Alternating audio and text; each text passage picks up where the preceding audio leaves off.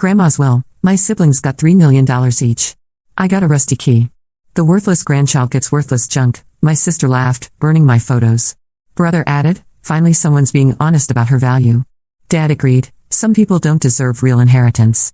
Uncle smirked, Grandma obviously knew who mattered. Aunt nodded, finally the family trash gets what she deserves. Cousin laughed, a rusty key for a rusty person. I stayed quiet at the funeral. Because I knew what the key opened, they just signed away their rights too. I'm Sarah, and this is the story of how my family learned that sometimes the most worthless-looking gift can be worth more than they could ever imagine. The day of Grandma Eleanor's funeral was supposed to be about mourning, but for my family, it became a celebration of greed disguised as grief. I sat in the back row of the funeral home, watching my relatives perform their Oscar-worthy displays of sorrow while secretly calculating their inheritance shares. My sister Jessica dabbed her eyes with a tissue that had never actually touched a tear. Oh, Grandma Eleanor, we'll miss you so much, she wailed dramatically, then immediately whispered to our brother Michael, do you think the lawyer will read the will today? Michael straightened his expensive tie and glanced around the room. I heard from Dad that we're each getting around $3 million.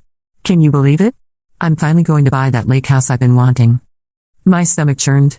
While they discussed their windfall, I was genuinely mourning the only person in our family who had ever truly loved me unconditionally. Grandma Eleanor had been my refuge during the storms of family dysfunction, the one person who saw value in me when everyone else saw disappointment. After the service, we gathered at Grandma's house for the will reading. The mahogany dining room that had hosted so many family dinners now felt like a courtroom. Attorney Robert Mitchell, a distinguished man in his 60s who had been Grandma's lawyer for over 30 years, spread the documents across the polished table. Before we begin, Mr. Mitchell said, adjusting his glasses, I want you to know that Eleanor spent considerable time crafting this will. Every decision was deliberate and well considered. My father, David, leaned forward eagerly. As the eldest child, he'd always assumed he'd receive the largest portion of the estate. My Uncle Tom sat beside him, equally expectant, while my Aunt Linda clutched her purse as if the inheritance might fly away. The bulk of Eleanor's liquid assets, Mr. Mitchell began, totaling approximately $12 million, will be divided equally among 4 of her grandchildren, Jessica, Michael, Amy, and Daniel. My cousins Amy and Daniel high-fived discreetly. Jessica squeezed Michael's hand. $3 million each. It was more money than any of us had ever dreamed of having. However, Mr. Mitchell continued, and the room fell silent, there are specific conditions attached to these inheritances. That's when he pulled out a separate envelope, yellowed with age and sealed with red wax. This contains additional instructions for Sarah. Every eye in the room turned to me. I felt like a specimen under a microscope, their gazes mixing curiosity with barely concealed disdain. Mr. Mitchell opened the envelope carefully and withdrew a small, rusty key attached to a thin chain. The metal was corroded, stained with age, and looked like something you might find in a junkyard. To my granddaughter Sarah, he read from Grandma's letter, I leave this key and the love that has always been in my heart for you. The silence that followed was deafening. Then Jessica started laughing. Not a gentle chuckle, but a cruel, mocking sound that filled the room. A rusty key? She gasped between laughs. The worthless grandchild gets worthless junk. She reached across the table and grabbed the framed photo of Grandma and me from last Christmas, where we were baking cookies together. Before I could stop her, she held it over the candle that had been burning on the table in Grandma's memory. This is perfect, Jessica said, watching the edges of the photograph curl and blacken. Finally, someone gets what they actually deserve. Michael nodded approvingly. Finally someone's being honest about her value. Sarah, you've always been the family disappointment. At least now it's official. The photo crumbled to ash in Jessica's fingers, and with it, one of my most treasured memories seemed to disintegrate too. Dad, who had been quiet until now, finally spoke up. I have to agree with your siblings, Sarah. Some people don't deserve real inheritance. Your grandmother was always too soft on you. Uncle Tom smirked from across the table. Grandma obviously knew who mattered in this family. A rusty key for the family failure? Sounds about right. Aunt Linda, never one to be left out of family cruelty, nodded vigorously. Finally the family trash gets what she deserves. We've all been thinking it for years. My cousin Amy, barely able to contain her glee over her $3 million windfall, pointed at the key in my hands and laughed. A rusty key for a rusty person. That's hilarious. Daniel joined in the laughter. What's it even for? Some old storage unit full of Grandma's moth-eaten clothes? I sat there, absorbing their cruelty like a sponge, feeling smaller with each word. But I didn't respond. I couldn't, because unlike them, I knew exactly what this key opened. And I knew that by accepting their inheritances, they had just signed away their rights to something far more valuable than money. The attacks continued for another 20 minutes. They passed the key around, examining it like a curiosity, making jokes about what worthless thing it might unlock. Mr. Mitchell looked increasingly uncomfortable, But the will had been read, the distributions were clear, and his job was essentially done.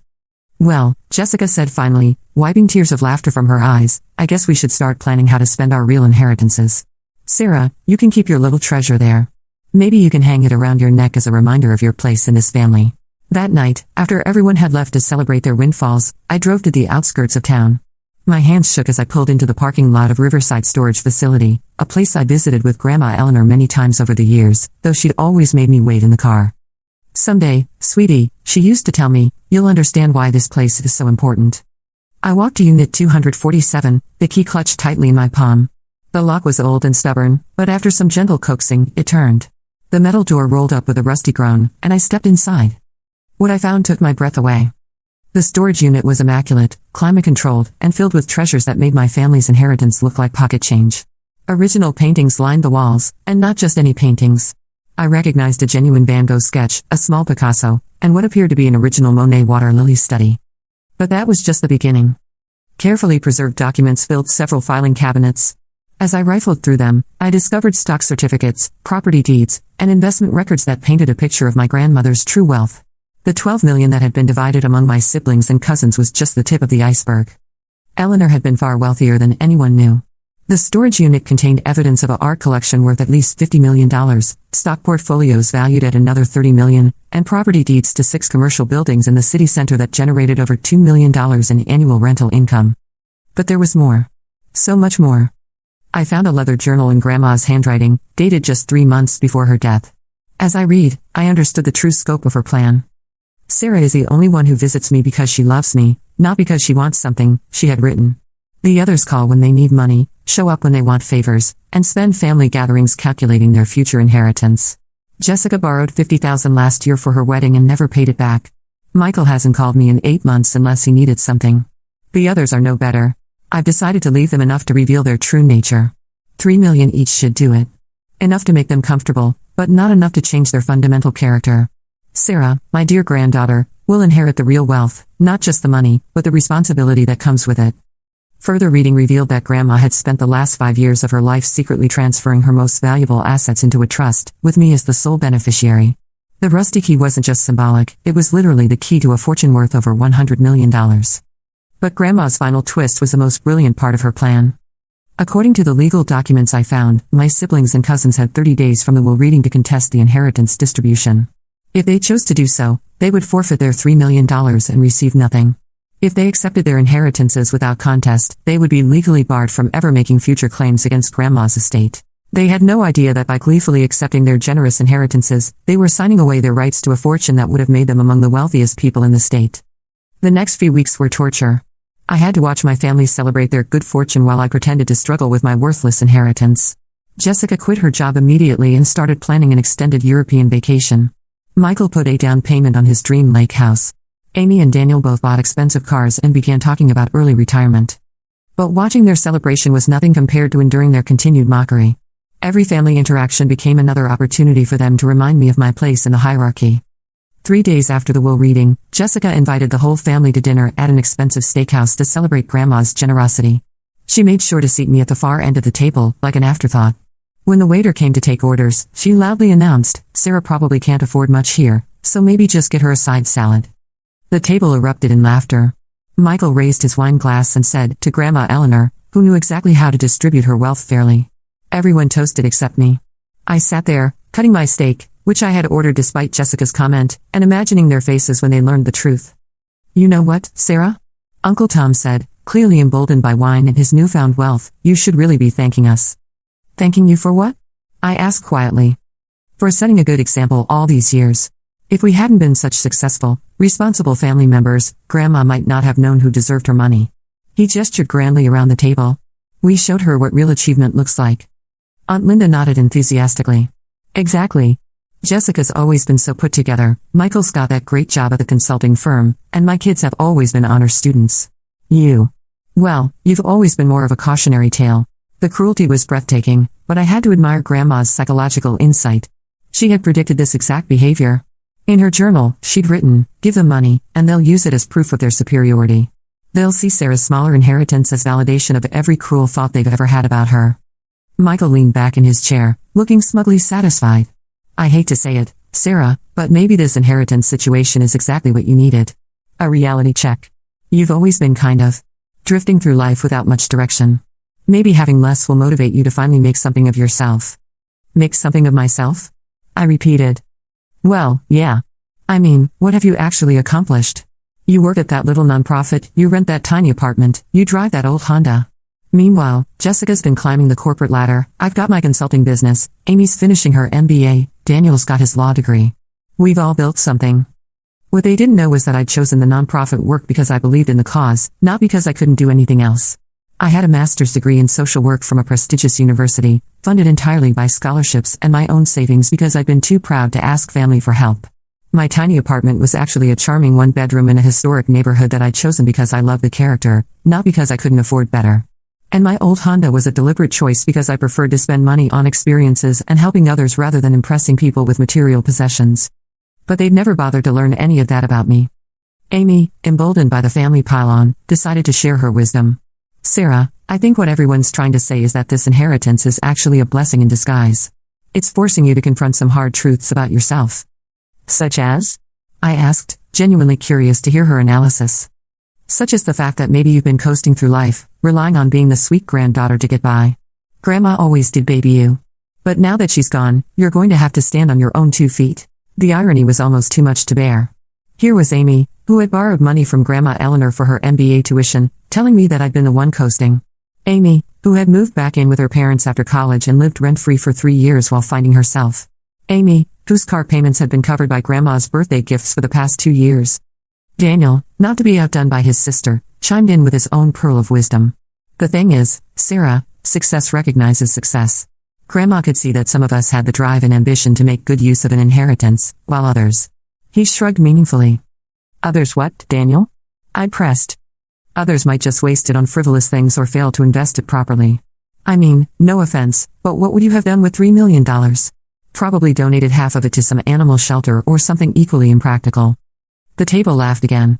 Little did they know that I was already planning to donate more than their entire combined inheritances to carefully selected causes, but only after I'd secured my own financial future and built something sustainable. Dad, who had been unusually quiet during most of this character assassination, finally decided to contribute his thoughts. You know, kids, I think we're being too hard on Sarah. For a moment, I felt a flicker of hope. Maybe my father would actually defend me for once. She may not have achieved what the rest of you have, but she's always been reliable, steady. Sometimes families need someone to fill the support role. My heart sank. Even his attempt at kindness was patronizing. What your father means, Aunt Linda added helpfully, is that every family needs someone to be the, how should I put this delicately? The baseline. You know, the person who makes everyone else's achievements look more impressive by comparison. I excused myself to the bathroom before I said something that would blow my cover. Standing in front of the mirror, I reminded myself that I only had to endure this for a few more weeks. Then they would learn exactly what their cruelty had cost them. When I returned to the table, they were deep in conversation about their spending plans. Jessica was showing photos of European hotels on her phone while Michael scrolled through lakefront properties. Amy and Daniel were debating whether to pay off their student loans immediately or invest the money for higher returns. What about you, Sarah? Jessica asked with mock sweetness. What are your big plans for your inheritance? Going to frame that rusty key? Maybe get a nice shadow box for it? More laughter. Always more laughter at my expense. I haven't decided yet, I said truthfully. Well, don't overthink it, Michael advised. It's not like you have a lot of options. Maybe you could sell it as scrap metal? Might get $5 or $10 for it. That night, I drove back to the storage unit. I needed to see the treasures again, to remind myself that their mockery was temporary but their loss would be permanent. As I walked through the climate-controlled space, examining paintings worth more than their houses, I found another section I hadn't fully explored during my first visit. Behind a curtain in the back corner were 3 more filing cabinets. These contained something even more valuable than art or stock certificates, documentation of my family's true financial history with Grandma Eleanor. She had kept meticulous records. Every loan, every gift, every bailout was documented with dates, amounts, and circumstances. The picture that emerged was stunning in its scope. Jessica hadn't just borrowed $50,000 for her wedding. Over the past 5 years, she'd received over $200,000 in various emergencies, car repairs, credit card debt, her security deposit and first 3 months' rent on her expensive apartment. None of it had been repaid. Michael's consulting business hadn't been self-funded as he claimed. Grandma had quietly provided over $300,000 in startup capital, equipment purchases, and operating expenses during his first 2 years. He'd never acknowledged this support publicly, always presenting himself as a self-made entrepreneur. Amy's MBA tuition, books, and living expenses had been covered by Grandma to the tune of $150,000. Daniel's law school? $200,000, plus an additional $50,000 for bar exam prep courses and his first apartment in the city. Uncle Tom had borrowed against his inheritance multiple times, receiving advances totaling nearly $400,000 over the past decade for various business ventures that had failed. Aunt Linda had been the recipient of countless birthday gifts and Christmas bonuses that were really disguised bailouts for her shopping addiction and poor financial decisions. Even Dad, the successful businessman, had quietly accepted over $500,000 in investment opportunities that were really just Grandma's way of helping him through some rough patches in his company. The total was staggering. Over the past 10 years, Grandma Eleanor had quietly given or loaned over $2 million to various family members. And me? I had never asked for a single penny. Not when I was struggling to pay for graduate school. Not when my car broke down and I had to take 3 buses to get to work for 2 months while I saved for repairs. Not when I had to choose between fixing my leaky roof or taking a vacation. I had always managed on my own, never wanting to burden Grandma or feel indebted to family members who already looked down on me. There was one more document that made everything clear, a letter Grandma had written to herself, dated just 6 months before her death. I've spent years trying to understand why Sarah never asks for help like the others do. At first, I worried that she was too proud or didn't trust me enough to share her struggles. But I've come to realize something beautiful. She doesn't ask because she doesn't need to lean on others to define her worth. She's the only one who loves me for who I am, not what I can provide. The others see me as a bank. Sarah sees me as a grandmother. The others visit when they need something. Sarah visits because she enjoys my company. When Jessica calls, it's usually followed by a request for money within 10 minutes. When Sarah calls, she wants to know how I'm feeling, what I'm reading, whether I need anything. I've decided that the inheritance will be a test of character. Those who have spent years taking from me will receive enough to satisfy their greed but not enough to match their entitlement. Sarah, who has never taken anything, will receive everything. It seems poetic, somehow. Reading this, I finally understood the full scope of Grandma's plan. This wasn't just about money, it was about revealing the truth about who we all really were. Meanwhile, I met quietly with Mr. Mitchell, who had been in on Grandma's plan from the beginning. Your grandmother was very specific about the timeline, he explained during one of our secret meetings. She wanted to give them enough rope to hang themselves, so to speak. They have to make their choice without knowing what they're giving up. What if they find out somehow? I asked. Mr. Mitchell shook his head. The storage unit is under a corporate name your grandmother established years ago. The tax records are sealed. Unless they hire a very expensive team of investigators, which they won't, because they think they already know everything, there's no way for them to discover the truth before the deadline. On day 28, Jessica cornered me at a family barbecue at Uncle Tom's house. You know, Sarah, she said, sipping her champagne, I almost feel bad about how things worked out with the will. Almost? I asked. Well, I mean, you got what you deserved, but still. Family is family. She paused dramatically. Tell you what, if you want to sell me that old key, I'll give you $1,000 for it. As a keepsake, you know? It would mean a lot to have something that belonged to Grandma. I nearly choked on my drink. $1,000 for a key that unlocked a $100 million fortune. That's very generous, Jessica, but I think I'll keep it. She shrugged. Suit yourself. Though I can't imagine what you'd want with a piece of junk like that. During those weeks of waiting, the family dynamics became even more toxic. Success, or what they perceived as success, had made them bold in their cruelty. Jessica started hosting family investment meetings at her apartment, where she'd serve expensive wine and discuss portfolio strategies. I was invited, presumably so they could continue their entertainment at my expense. Sarah, you should really sit in on these discussions, Jessica said during one such gathering. I mean, you'll never have real money to invest, but it's good to learn how wealthy people think. Wealthy people? I asked. Jessica, you just got this money 2 weeks ago. She waved her hand dismissively. Wealth is a mindset, Sarah. Some people are born with it, others aren't. Grandma clearly recognized that some of us have a wealthy mindset and others. She gestured at me meaningfully. Amy nodded enthusiastically. It's so true. I've already been reading about investment strategies and tax shelters. Did you know that with proper planning, we can make this money last for generations? What they didn't realize was that they were approaching their inheritance with the exact same entitled, short-sighted thinking that had driven them to constantly borrow from Grandma in the first place. They saw $3 million as infinite money because they'd never learned to manage smaller amounts responsibly. Michael had already spent $60,000 on his lake house down payment and another $40,000 on a boat. You have to spend money to make money, he explained to the group. This lake house will be a great investment property when I'm not using it. Have you researched the rental market in that area? I asked innocently. He looked annoyed at the question. Sarah, I don't expect you to understand real estate investment strategies. This is the kind of thinking that separates people like us from people like you. But I had researched that area, out of curiosity. The lake house market was oversaturated, the rental season was only 4 months long, and properties like his typically sat empty most of the year while generating massive maintenance costs. He was walking into a financial sinkhole, but his newfound wealth had made him too arrogant to do proper due diligence. During one particularly painful family dinner, Uncle Tom decided to share his philosophy on inheritance and family dynamics. You know what I think the problem is with society today? He announced, clearly a few drinks in. We've lost the concept of natural hierarchy. Grandma understood that.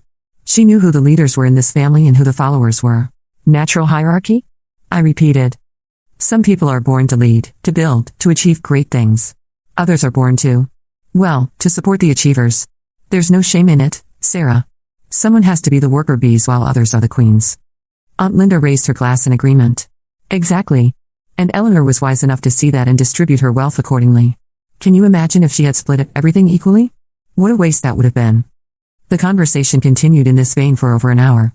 They had convinced themselves that their inheritance wasn't just luck or family connection, but proof of their inherent superiority. They spoke about deserving their money, about being chosen by Grandma, about their natural leadership qualities. I sat there, taking mental notes on every cruel word, every dismissive gesture, every moment of entitled arrogance.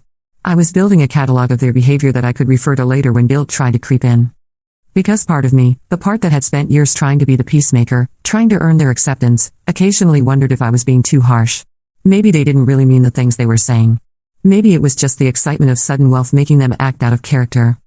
But then Daniel would make a comment like, Sarah, I hope you don't take this the wrong way, but I think Grandma's will might be the best thing that ever happened to you. You've been coasting on being the niece-granddaughter for too long. Now you'll have to develop some actual skills. Or Jessica would say something like, I was thinking, Sarah, with your new financial situation, you might want to consider moving somewhere cheaper. I mean, why struggle to afford rent in this city when you could probably buy a little house outright in some small town? It might be more appropriate. These weren't momentary lapses in judgment. This was who they really were when they thought they held all the power. The most revealing moment came 3 weeks after the will reading. Jessica had organized a family photo session to commemorate what she called the new chapter in our family story. She hired a professional photographer and rented an upscale venue. When I arrived, I immediately noticed the seating arrangement she had planned. The 4 inheritors, Jessica, Michael, Amy, and Daniel, were positioned in elegant chairs in the front row. Dad, Uncle Tom, and Aunt Linda were standing behind them in positions of proud parents and aunt. And me? I was literally positioned off to the side, standing alone, like someone who had wandered into the wrong family photo. Perfect, Jessica said, clapping her hands. This really captures the family dynamic, don't you think? The photographer, clearly uncomfortable with the obvious symbolism, diplomatically suggested some alternative arrangements. Maybe we could do a few with everyone more integrated? Oh no, Jessica said quickly. This is exactly how we want it. It tells the real story of our family. As the photographer snapped away, I realized that this photo would someday serve as perfect evidence of their character. Years from now, when they claimed they had always treated me fairly, when they rewrote history to paint themselves as victims, I would have this photograph to remind them of exactly who they chose to be. After the photo session, we went to dinner at yet another expensive restaurant. The conversation had moved on to their plans for giving back now that they were wealthy. I'm thinking of starting a scholarship fund, Amy announced. For deserving students who show real academic promise. That's wonderful. Aunt Linda gushed. What kind of students? You know, the kind who really apply themselves. Students who demonstrate excellence and leadership potential. Not just anyone, we want to make sure the money goes to people who will actually make something of themselves. The irony was breathtaking. Amy, whose entire education had been funded by Grandma Eleanor's generosity, was now planning to judge other students' worthiness based on criteria she herself had never met until she inherited money. Michael was planning to donate to business development programs. I want to help other entrepreneurs get started, he explained magnanimously. People who have great ideas but need capital to make them reality. He had conveniently forgotten that his own great idea had been funded entirely by Grandma's quiet support. Even their charity was tainted with superiority and judgment. The 30-day deadline passed on a Tuesday. I spent the morning at the courthouse with Mr. Mitchell, filing the final paperwork that would make the inheritance distribution permanent and legally binding. Congratulations, Sarah, Mr. Mitchell said as we walked down the courthouse steps. You are now one of the wealthiest women in the city. That afternoon, I called a family meeting. They gathered at Dad's house, probably expecting me to beg for financial help or maybe announce that I was moving away now that I'd been so thoroughly humiliated. Jessica had even brought champagne, as if my continued suffering was worth celebrating. I wanted to thank you all, I began, standing in Dad's living room while they lounged comfortably on furniture that would soon seem very modest compared to what I could now afford. Thank us? Michael asked. For what? For showing me exactly who you really are. And for making your choices so clearly. I pulled out a folder of documents and set it on the coffee table. You see, Grandma's will wasn't as simple as Mr. Mitchell made it seem that day. Dad leaned forward. What are you talking about? The key you all found so amusing? It opens a storage unit. Storage Unit 247 at Riverside Storage Facility, to be exact. Jessica rolled her eyes. Let me guess, it's full of Grandma's old jewelry or something? Sarah, if you think we're going to renegotiate the will over some sentimental trinkets, it's not jewelry, Jessica. It's a Van Gogh. And a Picasso. And a Monet. Along with about $50 million worth of other artwork. The room went quiet. But that's not all, I continued, enjoying the stunned expressions on their faces. There are also stock portfolios worth $30 million, property deeds worth another $20 million, and various other investments. Michael stood up abruptly. That's impossible. We would have known. Would you? When's the last time any of you actually spent time with Grandma? I mean really spent time, not just showing up when you needed money. Amy's face had gone pale. You're lying. Am I? I pulled out my phone and showed them photos I'd taken in the storage unit. Here's the Van Gogh.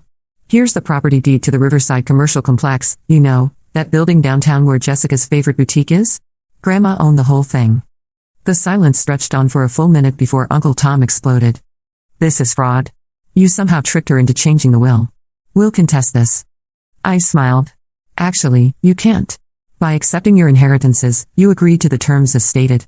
You had 30 days to contest, and that deadline passed yesterday. It's all legally binding now. I pulled out another document. This is from the trust Grandma established. It states very clearly that anyone who accepts the initial inheritance distribution forfeits any claim to additional assets. You all signed the acceptance papers. You all deposited the checks. You're bound by the terms. Jessica was staring at me like I'd grown a second head. But that's over $100 million. Actually, it's closer to $115 million, according to the most recent appraisals. But who's counting? Dad slumped into his chair. Eleanor. She planned this. Oh, she absolutely planned this. She spent years watching you all treat me like garbage while treating her like a walking ATM. She saw Jessica borrow money and never pay it back. She noticed that Michael only called when he needed something. She watched the rest of you calculate inheritance shares at family dinners. I walked over to where Jessica was sitting and looked down at her. Remember when you burned that photo of Grandma and me? You said the worthless grandchild gets worthless junk. Well, congratulations, Jessica. You just traded $100 million inheritance for the satisfaction of being cruel to me one more time. Aunt Linda stood up shakily. Sarah, surely we can work something out. Families should stick together. Now you want to stick together? Where was that family loyalty when you called me family trash? Where was it when you all spent years making me feel worthless? Daniel, who had been quiet until now, suddenly spoke up. Wait. Sarah, you don't understand. We were upset about the funeral. We didn't mean it. Daniel, you called me a rusty person. You all meant every word. I gathered up my documents and headed for the door. The beautiful thing about Grandma's plan is that she gave you exactly what you deserved. She knew your true character, and she knew that given the choice between treating me with kindness and securing your financial future, you'd choose cruelty every time. Sarah, wait. Jessica called out desperately. We can share it. All of us. It doesn't have to be this way. I turned back to face them one last time. You're right, Jessica. It didn't have to be this way. If you had shown even a shred of decency, if any of you had treated me like family instead of like something you scraped off your shoe, Grandma might have made different arrangements. But instead, you chose to humiliate me at her funeral. You chose to mock her final gift to me. You chose to burn my memories and laugh at my pain. So now you get to live with those choices. Michael was starting to panic. There has to be something we can do. Some way to reverse this. There is absolutely nothing you can do. The law is very clear, and you all made your choices with full legal capacity. You wanted to celebrate getting your $3 million? Congratulations. Enjoy every penny. As I reached the door, I heard Jessica start to cry. Not the fake tears she'd shed at the funeral, but real, desperate sobs. Sarah, please.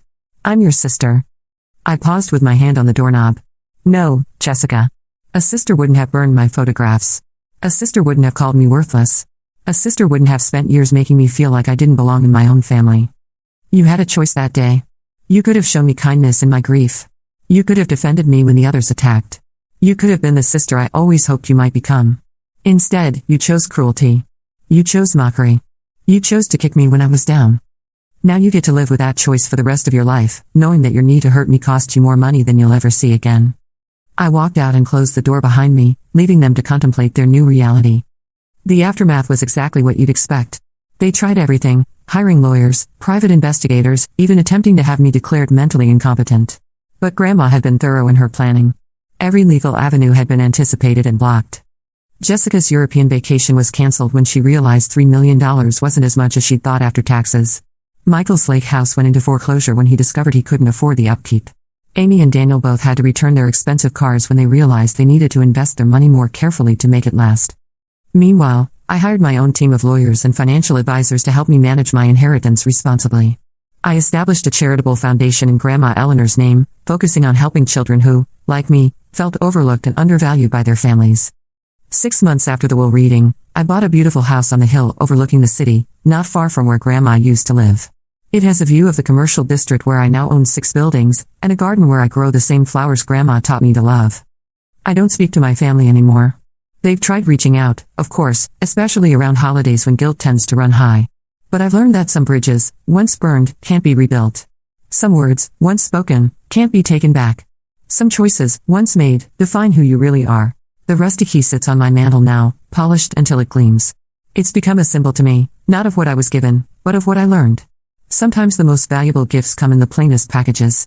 Sometimes the people who love us most see potential that others miss. And sometimes, the greatest revenge is simply allowing people to face the consequences of their own choices. Grandma Eleanor knew that money doesn't change character, it reveals it. She knew that given enough rope, my family would hang themselves with their own greed and cruelty. She knew that the key to my future wasn't just made of metal, but of the love and wisdom she'd spent years sharing with me. Every morning when I see that key, I'm reminded that I am not the worthless grandchild they said I was. I am Eleanor's granddaughter, heir to her wisdom, her strength, and her incredible ability to see the long game. And they? They're exactly who they always were, just with a little less money to hide behind. The key wasn't rusty at all, it turns out. It just needed someone who understood its value to make it shine.